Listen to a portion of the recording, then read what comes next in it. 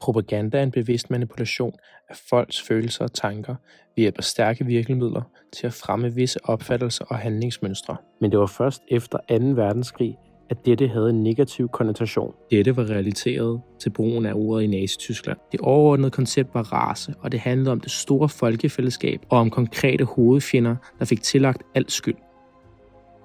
Hitler udnævnte sin højre hånd Josef Goebbels som propagandaminister, og han revolutionerede hele udtrykket.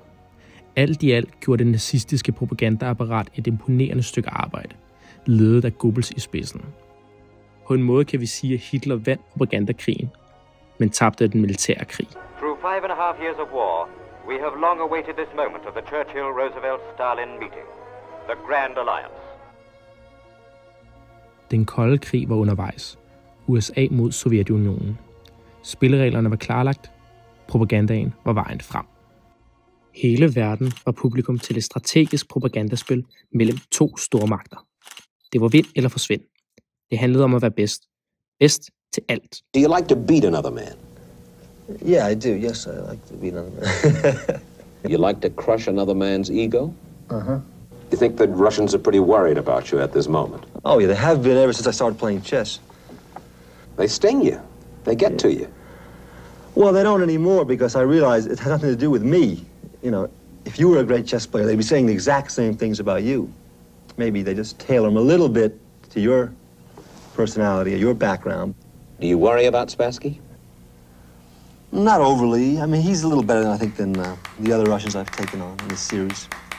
Now go out there and take it. Are you or have you ever been a member of the Communist Party?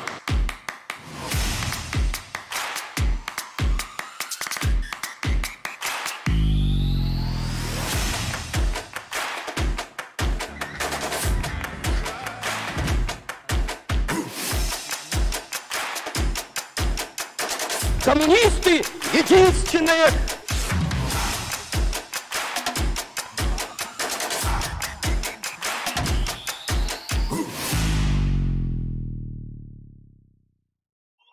Propaganda blev et instrument i krigen, ingen af magterne kunne vinde rent militært.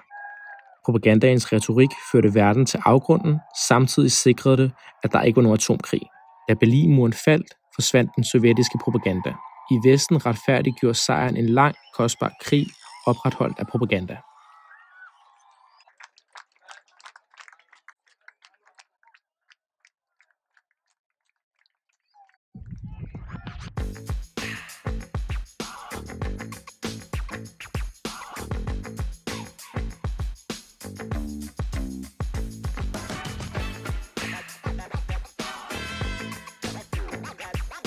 To date, we have destroyed over 29, destroyed or rendered inoperable. I don't like to say destroyed, because that gives you the visions of absolutely killing everyone, and that's not what we're doing.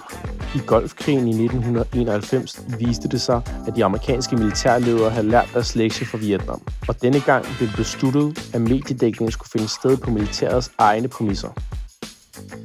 Denne krig er et godt eksempel på en bevidst og gennemført brug af internationale nyhedsmedier til propagandaformål. Sat på spidsen kan man sige, at en hel verdensopinion blev dirigeret og styret af militæret med nyhederne om denne krig. Enhver, der mestrer nyhedsmedierne, kan forme opinionen.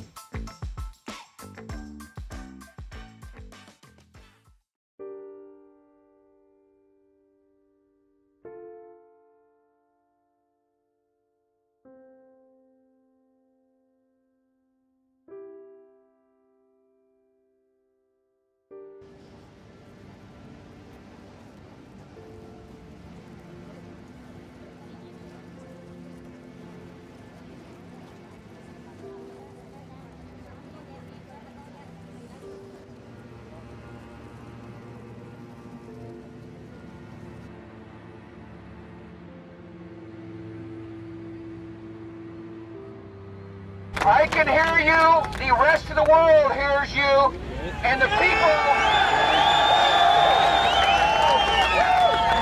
people who knock these buildings down will hear all of us soon.